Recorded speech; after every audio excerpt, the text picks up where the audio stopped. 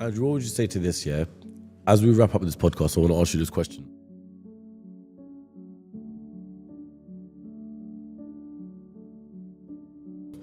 Let's just say the Matrix do pull their third strike on you, Yep. and they succeed. Yep. How do you want the world to remember you, and what's the impact you want to leave on people? I feel like I've lived a good life. I'm 37, and I would argue that I've lived more life than most 100-year-old men. I've done everything, been everywhere. I've made a mark, made an impact. What's life for? Well, life's to have children and to leave an impact and to teach your children things. Bunch of kids, done my job. So I don't want anyone to think I'm sad about it. It was a decision I made. I feel like as a man, you should always live for something bigger than yourself. I feel like that the true masculine imperative is to find a battle worth fighting for. That's why men have always gone to war, and some men died. That's how it's always been for men. As a man, your life shouldn't be about quantity, it should be about quality. And trying to live as long as possible, but being that porridge goo in the middle is not as important as living a shorter amount of time and getting to be the T-bone steak. So I want people to understand that I believed I was doing the right thing, and I'm not a perfect person, and perhaps I made some mistakes, but I believed I was doing the right thing at the time, and that I don't have any regrets about it, and that I would like people to learn from my example and live true to themselves. And I think that the world can be a beautiful place when you're true to yourself. I really think that a lot of depression and a lot of sadness and a lot of discontentment with consciousness comes from the very simple fact that most men are not true to themselves. And when I say that, I mean, I can say this in a funny way, or I can say this in a serious way. I'm going to choose. Give us both. All right, let me choose funny first. Go. You want to, bro? You have. I love her. I love my girlfriend with all my heart. Yeah, I want her today. And I fuck, boom. I don't love her. I love you. I fucked her. Sorry.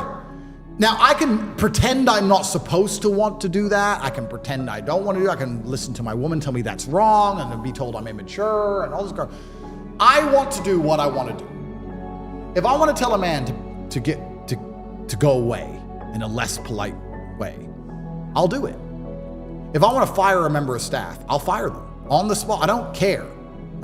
Because I know if I don't do what I want, the resentment inside of me eats away at me. And most men are living lives not doing what they want. Please understand.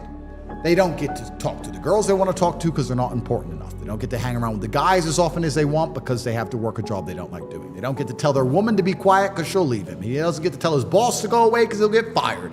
He just sits in his car, quiet and meek, filled with rage.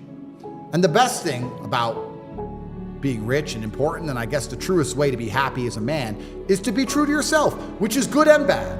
I get to give to charity. I have a charity, TatePledge.com, and I donate millions of dollars a year to charity and feed children. I love my kids. I love my friends. I love the people around me.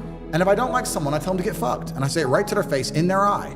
And if they want to do something about it, it's up to them. And I'm prepared for that too. And I get to live true to my masculine imperatives in all ways. I don't have to sit and be fake or lie or get along with someone. You keep it real. I keep it real. And that is why so many men are unhappy today. They don't get to keep it real. Bro, you know what I find truly amazing? There are men out there who are afraid to tell their own woman, leave me alone, I'm busy. Because she'll give him a headache. Don't talk to me that way. And he's like, oh, babe, please let me just work now. No, I'm working. Leave me alone. I love you very much, but I'm working. Leave me alone.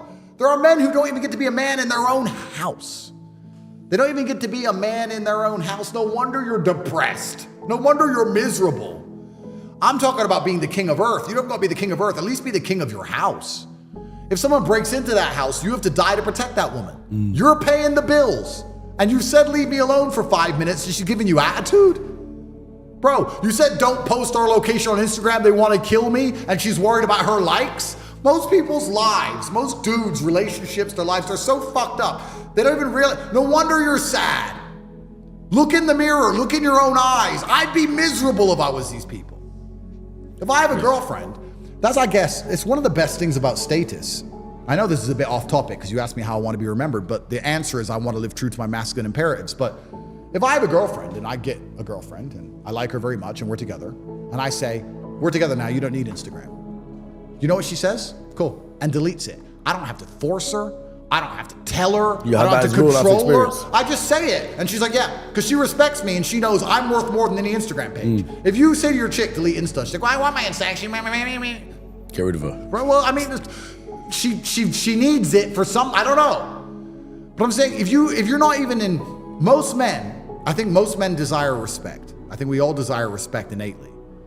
But if you're not in charge of your house and you're not in charge of your own relationship and you're working for someone else, you're not in charge of your business. And obviously you're not in charge of the government because they're out to wreck you. Like, what are you doing? Of course you're sad.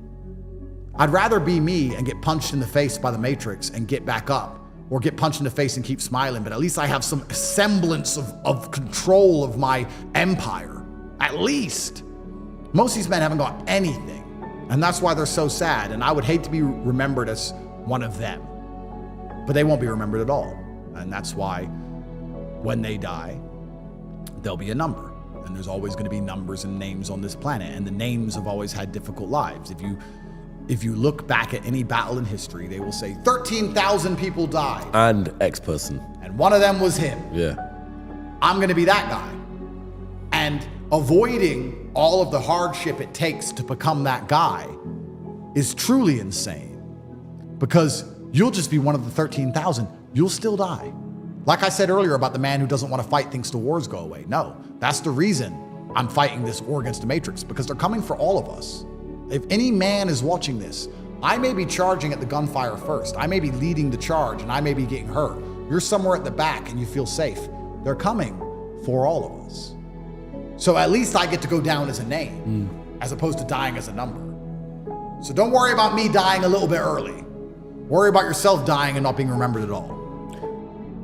If you were going to die tomorrow, what's the last thing you'd say to the world? Bravery probably got me in the mess I was in, but there is no world without bravery, and that death is coming for us all.